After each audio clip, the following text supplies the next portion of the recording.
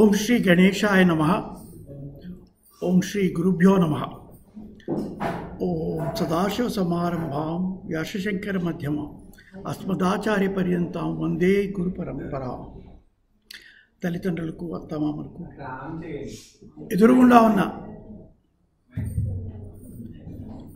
ఎదురుగా కూర్చున్న గురువులు బ్రహ్మశ్రీ శలాక్షరమ గారికి, బ్రహ్మశ్రీ రాళ్పల్లి గురువు గారికి, శ్రీ స్వామి అభయానంద సరస్వతి వారికి, తదితర గురువులందరికీ ప్రణామములు, సాధ్యాయులందరికీ అభివందనములు. ఇది నా మననం కోసం నేను చేస్తున్న ప్రయత్నం. ఇలా చేస్తుంటే కానీ ఒక టీచర్కి పూర్తిగా జీర్ణం కాదు అని అవగాహన ఉన్నవాడిని. బావగారికి, రాజకోటి శర్మ గారికి కొన్ని రోజుల క్రితం చూపిస్తే పర్వాలేదు, పాస్ అవుతావు, ఎల్కేజీ తప్పకుండా పాస్ అవుతావు అని చెప్పారు. ఆ ధైర్యంతో ఇందులో అంశములు త్రిగుణముల సముదాయము, కొంచెం ఉపోద్ఘాతము, ఎందుకు ముఖ్యము, ఎందుకు ప్రాముఖ్యత కలిగినవి, స్వభావము ప్రభావము, క్రమేణా తిరుణాతీతమవుగా, అది ప్రయత్నము. భగవద్గీతలో చాలా చోట్ల త్రిగుణముల గురించి కనిపిస్తాయి. ఒక్క అధ్యాయంలోనే కాదు, గుణాతీత విభాగ యోగంలోనే మాత్రం కాదు, చాలా చోట్ల కనిపిస్తాయి. దాన్ని 3 అంశముల్లో పెట్టే ప్రయత్నం చేశాను. ఈ త్రిగుణముల సముదాయం గురించి ఉపదేశించడానికి ముందుగా గుణత్రయ విభాగం మొదట్లో శ్రీకృష్ణ పరమాత్మ అంటాడు, చాలా గొప్పది, ఒక ముఖ్యమైన ఉపదేశాన్ని ఇస్తున్నాను అంటాడు. అంటే మిగతా ఉపదేశాలు కూడా చాలా ముఖ్యమైనవే, కానీ స్పష్టంగా కొంచెం క్లియర్గా చెప్తాడు, చాలా ముఖ్యమైన ఉపదేశాన్ని ఇస్తున్నాను. ఈ ఉపదేశాన్ని అనుసరించి కొంతమంది మునీశ్వరులు మోక్షాన్ని పొందారు అని చెప్తాడు. గుణత్రయ విభాగ యోగానికి అవతారిక వ్రాస్తూ భగవత్పాదుల వారు అంటారు, త్రిగుణాత్మకమైన ఈ మాయాశక్తి, ప్రకృతి మాయాశక్తి త్రిగుణాత్మకమైనది, త్రిగుణములతో కూడినది, ప్రళయానికి ముందు సమభాగంలో ఉన్నది. ఇది త్రిగుణాతీతమైన క్షేత్రజ్ఞుడు, సాక్షి చైతన్య శక్తి వారి యొక్క సంయోగం వలన, మనందరికీ తెలిసిందే, క్షేత్రము క్షేత్రజ్ఞుల యొక్క సంయోగం వలన మొత్తం సృష్టి జరిగింది. సృష్టిలో కొంతమంది మానవులకి త్రిగుణాలు ఉన్నాయా? అందరికీ ఉన్నాయా? అందరు మానవులకి ఉన్నాయి. ఓన్లీ మానవులకు ఉన్నాయా? ప్రాణికోటికి కూడా ఉందా? ప్రాణికోటికి కూడా ఉంది. ప్రాణికోటికి మాత్రమేనా అంటే మానవులు, జంతువులు, పక్షులు, కీటకత, చెట్లు వాటికైనా? లేదు, విశ్వంలో ఉన్న సమస్తంకి త్రిగుణాలు ఉన్నాయి. మాయాశక్తిలో త్రిగుణములు ఉన్నాయి. అక్కడి నుంచి పుట్టాము, ఆ గర్భం నుంచి పుట్టాము. మీలో కొంతమంది ఎఫ్స్కాన్ 1 కనుక అటెండ్ అయ్యి కొంచెం జ్ఞాపకుంటే, శలాక్ వారు తన మొదటి ఉపన్యాసం ఎఫ్స్కాన్లో త్రిగుణముల గురించి ఇచ్చి ఉన్నారు. ఈ త్రిగుణములు ఉన్నంత వరకు పునర్జన్మ తప్పదు. అంటే ఎంత చదివినా త్రిగుణములను తీసుకోకపోతే, ఇవాళ మనకి రాచకొండ గురువు గారు చెప్పినట్టు కొన్ని వ్యసనాలన్నింటినీ పోగొట్టుకోకపోతే, కొన్ని మాలిన్యాలని పోగొట్టుకోకపోతే మోక్షము దొరకదు. ఈ త్రిగుణములు కూర్చున్న సందర్భంలో స్వామి రంగదానంద వారు అంటారు, ఇవి ముముక్షు యొక్క విముక్తికి అడ్డం కాదు. ఈ త్రిగుణాలే వీటికి అతీతం కావాలి. మన ఇంట్లో కొన్ని పురుగులు ఉన్నాయి, అది ఉన్నంతకాలం హాయిగా పడుకోలేను. రాత్రి 10-15 బెడ్రూమ్లో చేరాయి, మా తాతగారు వచ్చి తీసేరా అంటే ఏం చేస్తాం? అన్ని మూలలా వెతుకుతాం. ఏదో టేబుల్ వెనకాల చూస్తేనంటే ఆయనకు సరిపోదు. అన్ని మూలలా, అన్ని రకములుగా, అన్ని విధములుగా వాటిని వెతికి వెతికి వెతికి పైకి పారద్రోలాలి. అది ముఖ్యమైన ఉద్దేశంతో కూర్చి చెప్పడం జరుగుతున్నది. వాటిని ఎలా తెలుస్తాం? ఈ డాక్టర్ గారికి వచ్చి బ్యాక్టీరియా కానీ వైరల్ కానీ ఏం కనబడవు, కానీ మనం మొహం చూసి, ఒంటిని చూసి చెప్పేస్తారేముందో. అలాగే మనకి నేను నా యొక్క ప్రవర్తనను పరిశీలించి, ఎలాంటి ప్రవర్తన పరిశీలించి త్రిగుణాలు ఎలా తెలుస్తాయంటే, ఉన్న ప్రవర్తన అంతా కూడా ఈ త్రిగుణముల నుంచే వస్తున్నాయి. నా నిత్య జీవితంలో ప్రవర్తన అంటే ఏమిటి? సంకల్పములు, ఆలోచనలు, మాటలు, చేష్టలు అన్నీ కూడా త్రిగుణముల నుంచి ఉత్పత్తి అవుతున్నాయి. వాటిని పరిశీలించడం ద్వారా నేను శుద్ధ సాత్వికతలో ఉన్నానా, తామసికం అధికంగా ఉన్న వాళ్ళు ఉన్నానా నాకు నేను తెలుసుకోవచ్చు. ఈ ఉపోద్ఘాతంతో మనం ఇప్పుడు చూద్దాం ఏ విధంగా పరిశీలించగలం, నాలో ఉన్న ఈ త్రిగుణాలని ఏ విధంగా పరిశీలించగలమని. ప్రతి మానవుడికి పుట్టుక నుంచి వచ్చింది సత్వగుణము, రజోగుణము, తమోగుణము, మూడుటి యొక్క కలయిక. ప్రవర్తనకి ఇదే కారణం. ఈ త్రిగుణముల నుంచి వస్తాయి రకరకాల మాలిన్యాలు. రాగద్వేష కామ క్రోధ మదం ఆశ్చర్యాలు, అహంకారము, మోహం అనే చంచలత్వము, ఈ రకరకాల మాలిన్యాలు మనకి నిన్న మొన్న కూడా చెప్పుకున్నారు. ఈ మాలిన్యాలను తీసేదాకా, తీసేదాకా మోక్షము లేదు. ఈ మాలిన్యాల్ని కడిగేయాలి. 6 ఏళ్ల క్రితం రాళ్ళపల్లి వారు కూడా చాలా విపులంగా చెప్పి ఉన్నారు ఒక సందర్భంలో. పరిశీలించి తీసుకోవాలి. అది ఉన్నంతకాలం మనలో అందరిలోనూ ఉన్న పరమాత్మ నాలో కూడా ఉన్నాడు, ప్రకాశించడు, చుట్టూ మట్టి చేరిపోయి ఉన్నది. అవి తీసేస్తే చక్కగా ప్రకాశిస్తాడు. అదే మోక్షం, అదే పరమాత్మతో ఐక్యము, అదే బంధ విముక్తి. ఈ స్వభావాలను గురించి చూద్దాం. అదే కదా ఇవాళ ముఖ్య ఉద్దేశము. రజోగుణములతో పుట్టిన వారికి కర్మ ఫలముల పట్ల ప్రీతి, తృష్ణ. భగవత్పాదుల వారు అంటారు తృష్ణ గురించి, ఉన్నదానికి సరిపోదు, ఇంకొంచెం కావాలి, ఇంకా కావాలి, ఇంకా కావాలి. నాలో ఉన్నదా? లాస్ట్ 1 వీక్లో, నిన్న 1 మంత్లో, 3 నెలల్లోని పరిశీలించి చూసుకుంటూ ఉంటే తెలుస్తుంది.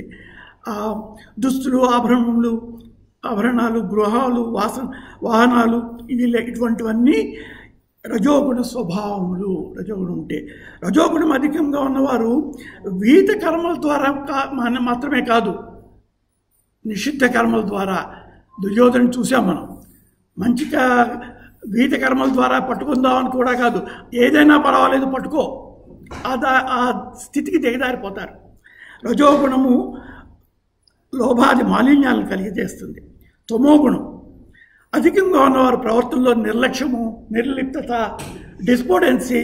అబ్బా నాకు చేతకాని వాడిని, కృంగిపోయి పడిపోయి రకరకాలు, రైట్, పోస్ట్పోన్ చేస్తూ ఇవాళ కాదు రేపు, రేపు కాదు నెక్స్ట్ మంత్, రైట్, ఎక్కువ నిద్ర, ఇటువంటివన్నీ కనిపిస్తాయి.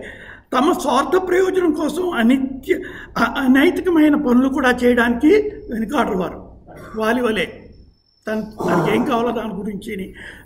తమోగుణం అధికంగా ఉండడం వల్ల మోహాది భ్రాంతులు, అజ్ఞానం మొదటిగా చాలా దట్టంగా తమోగుణం నుంచి వస్తుంది.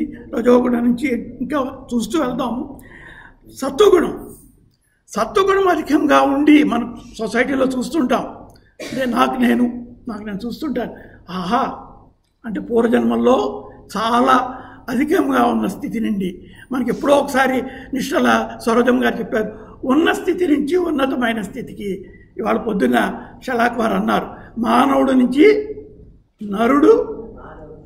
నరుడు కావాలంటే, పురుషోత్తముడు కావాలి అంటే ఇక్కడి నుంచి అక్కడికి ఉన్నతమైన ఆ విధంగా క్రిత జన్మలో వారు చేసుకొని ఈ జన్మలో పుడుతూనే మనకి శ్రీకృష్ణ పరమాత్మ గ్యారెంటీ చాలా చక్కగా ఇచ్చాడు కదా. ఎంతవరకు అభివృద్ధి చెందితే అక్కడి నుంచి ముందుకు వెళ్తూ వచ్చే జన్మలో, ఈ జన్మలో పుణ్యం దొరకకపోతే, మోక్షం దొరకకపోతే అని ఆ విధంగా ఉత్తమ సంస్కారం వల్ల మనసు అత్యంత నిర్మలంగా ప్రశాంతంగా ఉంటుంది. వారిలో ఈ భోగాసక్తులు ఉండవు, క్లేశములు, ఉద్వేగములు, ఉపద్రవాలు ఇవన్నీ వారిలో చాలా తక్కువ ఉండవు. సత్వగుణం వల్ల తత్వజ్ఞానము, ఈ తత్వజ్ఞానం విని బాగా లోపల జీర్ణించి అనుభవంలోకి రావడానికి సత్వగుణము చాలా చాలా ముఖ్యమైనది. మిగతా 2 వాటిలో మట్టి వేసేస్తూ ఉంటాయి. కానీ సత్వగుణంలో కూడా చిన్న సమస్య ఉంది. నాకు బాగా సత్వగుణం ఉన్నది అన్న చిన్న ఫీలింగ్ వచ్చేస్తూ ఉంటుంది. నేను చాలా సాత్వికమైన మనిషిని, చాలామంది ఆదరిస్తారని. అది కూడా తీసుకోవాలి. సందర్భంలో సోముడు అనే కథ చాలా సంవత్సరాల క్రితం రాళ్ళపల్లి వారు బృహదారణ్యకలో చెప్పారు. వాడు చాలా సాత్వికుడు, చాలా మంచివాడు, గురువు దొరుకుతాడు. ఆ గురువు గారు అన్నీ బోధిస్తుంటారు, భాగవత్ సప్తాహం చెప్తారు, బాగా వింటాడు, అన్నీ అర్థం చేసుకుని నిత్య జీవితంలో అలవర్చుకుంటుంటాడు. రేపు నది దాటి వెళ్ళి శ్రీకృష్ణ మందిర్లో దర్శనం చేసుకో అంటారు. వాడు పొద్దున్నే లేచి అన్నీ చేసుకొని స్నానాదులు చేసుకొని వెళుతూ ఉంటే ఆ రోజు నడిచి దాటేసి పూర్వకాలంలో ఆ మధ్యలో నది చాలా బాగా ఎక్కువగా పారుతున్నది. ఇంతలో గురువుగారు ఎదురుగుండా వస్తారు. వా ఎంత అదృష్టం! ఆ గురువుగారు ఎవరైతే బోధిస్తున్నారో, ఎవరైతే చేపట్టుకున్నారో ఆ గురువుగారు వచ్చి, ఒరే నాయనా ఈ తెప్ప తీసుకో, ఈ తెప్ప తీసుకొని అవతలకి వెళ్ళి దేవుడు దర్శనం చేసుకొని ఆ తెప్ప పట్టుకొని గురువుగారిని తన్మయత్వంలో, ఆ తెప్ప తన్మయత్వంలో చాలా ఆనందంలో ఆ ఒడ్డుకి వెళ్ళి ఆ తెప్పను వదిలేడు. ఆ తెప్పను సంఖ్యను పెట్టుకొని గుడికి వెళ్తే దర్శనం కాదు. కాబట్టి ఏ నావచేతనైతే శుద్ధ సాత్వికత నుంచి విశుద్ధ సాత్వికతకి ఆ నావకి వెళ్తాం, అక్కడ నావను వదిలేయాలి. అవతల గట్టును కూడా ఇంకా పట్టుకుంటానంటే కుదరదు. ఆత్మతత్వ విద్యా విజ్ఞానములపై మమకారం పెట్టుకోకూడదు ఏమాత్రం. విద్యారణ్య స్వామి గారు అంటారు, జ్ఞాన సంజ్ఞేన బధ్నాతి. దాని గురించి వివరిస్తూ నానా శాస్త్రార్థ విచార ప్రచార జన్య జ్ఞాన సంఘం, ఆ ఆత్మతత్వ జ్ఞానంతో సంఘం పెట్టుకోవాలి. దీనికి చిద్భవానంద అంటారు, ఈ స్థితి నుంచి ఉన్న స్థితికి వెళ్ళే ప్రయాణంలో ఆ ప్రయాణం మీద మమకారం పెట్టుకోకు, ఆ గమ్యం కూడా మమకారం పెట్టుకోకు. ఇది ఒక వీత కర్తవ్య కర్మ ఇప్పుడు మానవుడిగా పుట్టినందుకు. సత్వగుణ సంపదతో పుట్టిన వారి యొక్క లక్షణాలు మరికొన్ని కొంచెం క్లుప్తంగానే నిర్భయత్వము, ఆత్మతత్వ జ్ఞాన ప్రాప్తికై నిరంతర ఇత్యాది ఇత్యాది సత్వగుణ సంపదలతో పుట్టిన వారి యొక్క లక్షణములు అవుతాయి. ఇవన్నీ ఈ గుణములు మానవుని మోక్ష దిశగా, మోక్షం కోసం తీసుకెళ్తాయి. సో సత్వగుణానికి అంతా ప్రాముఖ్యత ఉన్నది ఆ దశలో, ఆ స్థితికి వెళ్ళాలి అనుకుంటే. ఇక్కడ శ్రీకృష్ణ పరమాత్మే కొంచెం కంపేర్ చేస్తాడు, నాలాంటి వాళ్ళ కోసం హెచ్చరిస్తూ ఉంటాడు, కొంచెం కంపేర్ చేసి దెబ్బలాడుతూ ఉంటాడు అనమాట. డాంబికము, పొగరు, దురహంకారము, దురభిమానం, రజోతమ గుణములు మానవుని సంసార వలయంలో తిప్పుతూనే ఉంటాయి. ఈ రెండూ ఉన్నంతకాలం ఆ సంసార వలయంలో తిరుగుతూ ఉంటాం. సో ప్రప్రథమంగా ఈ తమో గుణాన్ని పరిశీలించి తీసుకోవాలి, క్షయం చేసుకోవాలి, తుడిచివేసుకోవాలి పూర్తిగా. కనుక ఆధ్యాత్మిక మార్గంలో పురోగతికి రాజసిక తామస గుణాల్ని పూర్తిగా త్యజించుకోవాలి. సత్వగుణమును పైన చెప్పిన విధంగా పెంపొందించుకోవాలి. సత్వగుణము సుఖములందు ఇప్పుడు కొన్ని సుఖములందు జీవిని కట్టివేస్తుంది. కొన్ని సుఖాలు ఉంటాయి సాత్విక గుణం బాగా ఉన్నవారికి, అది ఆ అటాచ్మెంట్ తెచ్చుకో రాదు. రజోగుణం కామ్యకర్మలయందు మానవుని బంధిస్తుంది. తమో గుణము వివేకాన్ని కప్పివేసి భ్రమకు మొహాలకి చేస్తుంది. సందర్భంలో గురువులు ఒక చెప్పి ఉన్నారు, 3 బాటసార్లు తీర్థయాత్రలకు తిరుపతిలో వెంకటేశ్వర స్వామిని దర్శనం చేసుకున్నారు. శ్రీశైలం వెళ్ళి దర్శనం చేసుకుందామని మూటలు పట్టుకొని వెళ్తారు. 3.5 రోజులు అయింది, అయిపోయి మూటలు బాగా ఆకలి వస్తున్న దప్పిగాను అక్కడే కొలంలో కొంచెం నీళ్లు దొరికితే తాగుతారు. అక్కడ మంచి మామిడి చెట్టు కనిపిస్తుంది. ఆహా భగవత్ కృప. అడుగుతారు ఎవరినో, అడిగితే ఇంకో 3-4 గంటలు అయ్యా వెళ్ళిపోతారని, ఈశ్వరుడి కృప అని. అందులో ఒకడు కావలసిన మామిడి పళ్ళను బాగా పక్కంగా ఉన్న మాత్రం తీసుకొని తిని, ఎంత కావాలో పొట్టకి అంతే తీసుకొని అక్కడ కూర్చుంటాడు. రెండో వాడు తినగలిసిన తిని మరికొన్ని మూట కట్టుకుంటాడు. దారిలో ఎవరికైనా అమ్మచ్చు, లేకపోతే మరొకరికి ఎవరికైనా ఇచ్చేసిన బేరసారాలు పెట్టచ్చు. ఫలితం ఏమిటి వస్తుంది, వెనక్కి ఏమిటి వస్తుంది? గురువుగారు త్వరగా క్యూలో దాటిచ్చి ఇస్తారేమో, కొంచెం ఉపయోగపడతాయి అని మూట కొట్టు కడతాడు. ఈ మూడో నిద్రపోతుంటాడు. ఒరే లేవరా, మనం బయలుదేరాలి, త్వరగా వచ్చే, నీకు కూడా ఆకలిస్తున్నా వేస్తున్నా. వాడు చెట్టు ఎక్కలేడు. దాన్ని ఒక పక్కన ఉన్నదంతా విరిపేసి ధ్వంసం చేసి తినగలిసింది తిని మిగతా పారి అలా చేస్తాడన్నమాట. ఒకడు ఈ కథ ద్వారా కొన్ని మనం తెలుసుకోవచ్చు. ముఖ్యంగా ఏంటంటే ఈ గుణములు విభిన్న పాళల్లో ఉంటాయి మనుషుల్లో, మానవుల్లో. కొన్ని సందర్భాల్లో ఒకటి ఎక్కువ ఉంటుంది. చాలా సాత్వికుడివే రవి ప్రకాష్ నువ్వు అని మా ఆవిడ అంటూ ఉంటుంది. అప్పుడప్పుడు కోపం వస్తుంటుంది, అది మాత్రం చూసుకుంటూ ఉండు. అంటే కొన్ని సందర్భాల్లో ఈ రాజసిక తామసిక గుణాలు పైకి విజృంభిస్తుంటాయి. అది కూడా గమనించాలి. ఇప్పుడు మనం ఇవన్నీ ఎందుకు వెతికి పారద్రోడడం కోసం. ఫలములు ఎవరైతే శ్రీకృష్ణ పరమాత్మ చెప్తున్నవే సత్వగుణం ప్రబలంగా ఉండి మృతి చెందుతారో ఉన్నతమైన కుటుంబంలో పుట్టి ఇంకా ముందుకు వెళ్తారు అని. రజోగుణము ప్రబలంగా ఉన్న మానవుడు మధ్యముడు. అతను ఉత్తముడైతే ఇతను మధ్యముడు. ఈ మానవత్వ లోకంలోనే తిరిగి జన్మిస్తారు అని అన్నాడు శ్రీకృష్ణ పరమాత్మ. ఎంతైనా జాగ్రత్తగా విని జ్ఞాపకం పెట్టుకోవడం మంచిది. తమోగుణం ప్రబలంగా చేసిన వాడు నీచమైన. మనకి రాజకొండ చర్మ గారు చాలాసార్లు చెప్పారు, జాగ్రత్తగా వినకపోతే రవిప్రకాష్ ఏ బల్లో ఏ నెలలో అయిపోతాం జాగ్రత్త అని చెప్పి ఉన్నారు. కానీ సత్వగుణంలో స్థితమై ఉన్నవారు ఉన్నతమైన స్థాయికి, రజోగుణంలో స్థితమై ఉన్నవారు మధ్యమ స్థాయిలోకి, తమోగుణము అధోగతికి వెళ్ళిపోతారు అని శ్రీకృష్ణ పరమాత్మ చెప్పినాడు. సాత్వికతతో కూడిన శ్రేష్టమైన క్రియలకు సత్వగుణ సంబంధమైన సుఖజ్ఞాన వైరాగ్యములతో కూడిన నిర్మలత్వం లభిస్తుంది ఫలితం. రజోగుణంతో కూడిన లౌకిక భోగాది క్రియలకు ఫలాలు అవి రజోగుణానికి, తామస క్రియలకు ఫలితం అజ్ఞానము.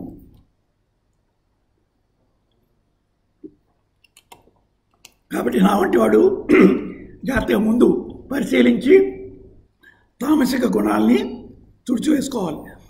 సత్వగుణం వల్ల తత్వజ్ఞానము, రజోగుణం వల్ల నిస్సందేహంగా మాలిన్యాలు రాగ కామక్రోధాది మనమాశ్చర్యాది, తమో గుణం వల్ల నిర్లక్ష్యము, పొరపాట్లు, అజ్ఞానము ఇవన్నీ వస్తుంటాయని శ్రీకృష్ణ పరమాత్మే మరికొన్ని అధ్యాయాల్లో రకరకాలుగా పరిశీలించుకోవచ్చయ్యా రవిప్రకాష్ అని చెప్పాడు. ఇంతకన్నా మంచిది ఏం కావాలి? అన్ని రకాలుగా చాలా రకాలుగా ఆయన చెప్పున్నాడు. ఆరాధనా విధానంలో, ఆహార విధానంలో, యజ్ఞ విధానంలో అంటే పూజలు వ్రతాలు, వాటిల్లో తపస్సులోని, దానంలోని, కర్త కర్మ బుద్ధి ధృతిలో కూడా చెప్పి ఉన్నాడు. కొంచెం క్లుప్తంగా చూద్దాం. కొన్ని చోట్ల సాత్విక దేవతలు సత్వగుణముని పెంపొందించడానికి, రాజసిక దేవతలు ఏషణాత్రయాల్ని, పుత్రేషణ, లోకేషణ, విత్తేషణ, సంపద, వీటికి, తామసిక దేవతలు ఎవరిని ఎలా చంపాలో, ఎప్పుడు చంపాలో మనం ఎప్పుడు చూడలేదు, కానీ అటువంటి వారు ఉంటారేమో.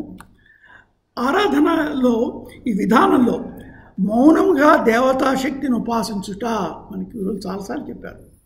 పెద్దవాళ్ళు కూడా కదలకుండా మౌనంగా ఉపాసించుట ద్వారా ఆర్భాటంతో కొంచెం అందరినీ పిలిచి విందు చేయడం, అది ఇంకో విధానము, రాజసిక విధానము.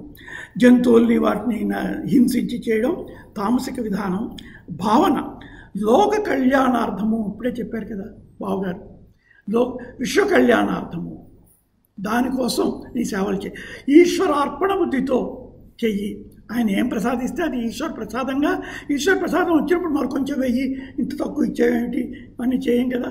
ఆ విధంగానే లోక కళ్యాణం కొరకు, ఏషణలను తీర్చడం కోసము, వినాశనం కొరకు 3 రకాలు. ఆహార వ్యవహారాలు, సో ఏదైతే ఆరోగ్యానికి, బలముకు, పుష్టికి ఉపయోగపడతాయో సాత్వికులు అటువంటి ఆహారాలు చూస్తుంటారు.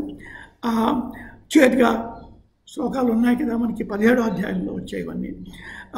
పులుపుగా, మిక్కిలి, ఉప్పగా ఇవన్నీ రాజోగుణ ప్రధానంగా.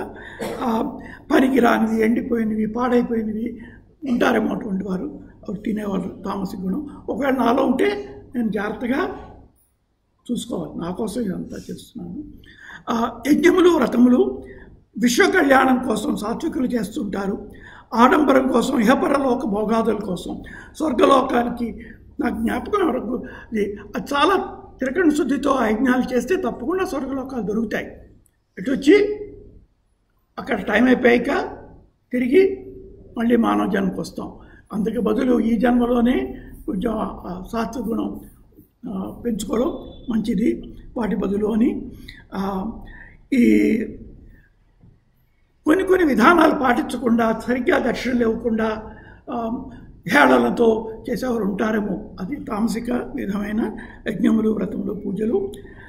తపస్సు చాలా ప్రధానమైన శ్లోకాలు 17లో. వాక్కి సంబంధించినవి ఏవైతే ఉద్వేగమును కలిగించినవి, యథార్థమైనవి, యథార్థముతో కూడా ప్రియమైనవి, ఎప్పుడు చెప్పలేమో, కళ్ళు చూసే కానీ మాట్లాడలేవండి, నోరు మాట్లాడగలరు కానీ చూడలేదని నిశ్శబ్దంగా మౌనంగా ఉండడం. అసత్యమని పలకూడదు, సత్యం పలకవలసిన అవసరం లేనప్పుడు. కానీ జనరల్గా యథార్థమైనవి, ప్రియమైనవి, హితకరమైనవి సాత్వికులు మాట్లాడే మాటలు అవి. తర్వాత మనస్సు యొక్క తపస్సు, మనోనిగ్రహం కలిగి నిర్మలంగా ఉండుట, ప్రసన్నంగా ఉండుట, మనస్సును తమలో తాము గుసగుసలాడుకోకుండా పవిత్రమైన మనోభావాల్ని కలిగి ఉండుట. ఈ లౌకిక భోగాది విషయ వస్తువుల గురించి చర్చలు కాకుండా ఆధ్యాత్మిక పరమైన అటువంటి మనసులో ఆలోచనలు, మనసుకు సంబంధించిన సాత్విక తపస్సు అని చెప్పి ఉన్నారు. దానములు చేసే రీతిలో దానం చేయడం కర్తవ్యము అనుకుని ఏ దానం సరైన ప్రదేశంలో సరైన సమయంలో యోగ్యత ఉన్నవారికి ప్రతి ఉపకారం ఆశించకుండా, అది సాత్వికమైనది. ఎటువంటిది వస్తుంది, ఏమి లాభము అనుకున్నది రాజసికము. ఏ దానం అయితే ఉచితం కాని ప్రదేశంలో యోగ్యత లేని వారికి మర్యాద లేకుండా దానం చేయడం ఆర్భాటం కోసం, అటువంటి దానములు తామసికమని. త్రిగుణముల అనుసారము జ్ఞానము 3 రీతులు. ఈ తర్వాత వచ్చే 4 కొంచెం నాకు చాలా ఉపయోగపడ్డాయి అని ఒక భావన కలిగింది. సమస్త ప్రాణుల జడములందు ఒక్కటిగానే ఉన్న శాశ్వతమైన దేశకాల వస్తు పరిచ్ఛిన్నము లేని ఏకరసగణమైన పరమాత్మని, నాలో ఉన్న పరమాత్మను అందరిలోనూ సర్వాత్మ భావన వీక్షించును. వారి ఆనందమే నా ఆనందము, వారి దుఃఖమే నా దుఃఖము అనుకునేవారు. అటువంటి జ్ఞానము సాత్విక జ్ఞానము. ఏ జ్ఞానం ద్వారా అయితే సమస్త ప్రాణులు జడములందు వివిధముగా వారు వేరు, వీరు వేరు, నా వారు, పైవారు, మన ఇండియన్ కాని వారు, రకరకాల దేనికి అది వేరువేరుగా ఉన్నట్లు అట్టి జ్ఞానం రాజసిక జ్ఞానము, ద్వంద్వంతో కూడినది. ఏ జ్ఞానం అయితే కేవలము వాటికి కార్యకారణం కూడా అంగీకరించకుండా తత్వరహితం, అర్ధరహితమైన వాదాలను చేస్తుంటారే, వారి యొక్క జ్ఞానము తామసిక జ్ఞానము. కర్మలు 3 రీతులు. ఏ కర్మ అయితే శాస్త్రవిహితమైనది, కర్తృత్వ భోక్తృత్వ అహంకారములు లేనిది, రాగద్వేషాదులు లేనిది, కర్మఫలం లేనిదో ఆసక్తి ఆపేక్ష లేనిది, ఒకటిగా రిపీట్ చేస్తున్నాను, ఇప్పుడే బావగారు చెప్పి ఉన్నారు, ఆ విధంగా చేసిందో అటువంటి కర్మ అది సాత్విక కర్మ. ఆ క్లాస్పు పోర్టు అవన్నీ బాగా అది ఒకటి రిజెక్ట్ చేసి, రెండోది రెడ్యూస్ చేసి, ఎఫ్ఐఆర్ ఎఫ్ఐఐటి బాగా తగ్గించుకొని. కానీ ఏ కర్మ అయితే చాలా ఆయాసపడుతూ భోగ లాలుడై మనిషి చేస్తున్నాడో అది రాజసిక కర్మ. ఏ కర్మ అయితే పరిణామమును, నష్టమును, హానిని వాటిని గుర్తించకుండా, సామర్థ్యం ఉందా లేదా అని చూడకుండా చేస్తారో, ఒకవేళ అప్పుడప్పుడు చేస్తుంటే అది తామసిక కర్మ. వాటి నుంచి దూరం అయిపోవాలి, తీసేసుకోవాలి. కర్తలు ప్రాపంచిక మమకారాసక్తిని త్యజించిన వారిని, అహంకారహితంగా ఉండేవాడు, ధైర్యము, దృఢ సంకల్పము, అన్ని వేళ ఉత్సాహము, సాత్విక గుణములతో ఉన్న కర్త, అటువంటి మనిషి మానవుడు. త్వరగా ఫినిష్ చేస్తా. రాజసిక గుణములతో ఉన్న అనురాగ ఆసక్తులు కలవారిని, కర్మఫలంపై ఆరాటపడు వాడిని, లోబిని రాజసిక గుణములతో ఉన్న కర్త అని. మనోఇంద్రియములందు క్రమశిక్షణ లేకుండా, సుశిక్షణ లేకుండా మూర్ఖుడైన వాడిని తామసిక గుణములతో ఉన్న కర్త అని. బుద్ధి, ఏ బుద్ధి అయితే ప్రేయోమార్గమును శ్రేయోమార్గమును, మనకి ముండకోపనిషత్తు చెప్పారు, రెండిటికి మధ్యలో సంబంధం ఏం లేదు, అది అటు ఇది ఇటు, ఆ వివేచన ఉండాలి. ఆ రెండింటిని విడదీసి శ్రేయో మార్గాన్ని ఎన్నుకొని వీత కర్మలను మరియు నిషిద్ధ కర్మలను వేరువేరు చేసి భయమును కలిగించేవి, భయమును పోగొట్టేవి సాధనలు తెలుసుకొని బంధకారకములైన మరియు మోక్షకారకముల గురించి యథార్థముగా ఎరుగునో అటువంటి బుద్ధి సాత్విక బుద్ధి. ఏ బుద్ధి ద్వారా అయితే ధర్మమును మరియు అధర్మమును, కర్తవ్యమును మరియు అకర్తవ్యమును తెలుసుకొనలేమో, తెలిసిన దుర్యోధనకు ఒకసారి శ్రీకృష్ణ పరమాత్మ అడుగుతాడు, ఏది ధర్మం ఏదో అధర్మమో చెప్పనంటే, నాకు అవన్నీ తెలుసు, నువ్వు చెప్పక్కర్లేదని.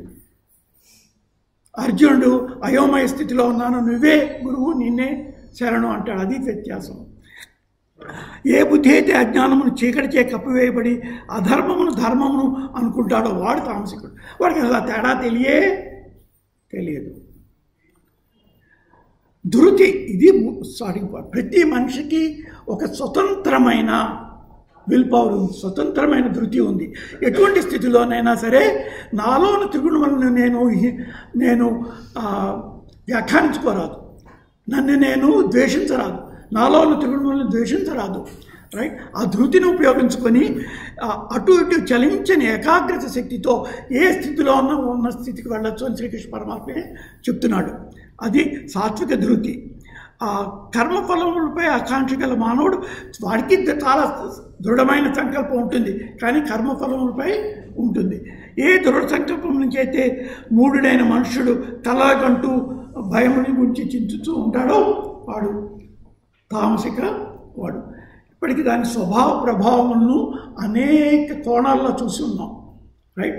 తీసుకోవడం ఎలాగా? పరమార్థానంద వారు FIR అనండి, FIT అనండి. సో నిత్యము ధ్యానంలో గైడెడ్ మెడిటేషన్ అయిపోయాక మౌనంగా, నిశ్చలంగా, ఎటువంటి శబ్దం లేకుండా నాలో ఎన్ని రకములైన తామసిక కర్మలు, కర్త యొక్క గుణములు, బుద్ధి, ధృతి ఉన్నాయో పరిశీలించుకొని, అలాగే రాజసికం ఉన్నాయో పరిశీలించుకొని వాటి యొక్క ప్రభావములు బయటకు పడుతుంటాయి కదా, రాగద్వేషాదులు, మూర్ఖత్వములు. ఫ్రీక్వెన్సీ తగ్గించుకుంటూ, ఇంటెన్సిటీ తగ్గించుకుంటూ, మళ్ళీ back to right normal, back to normal.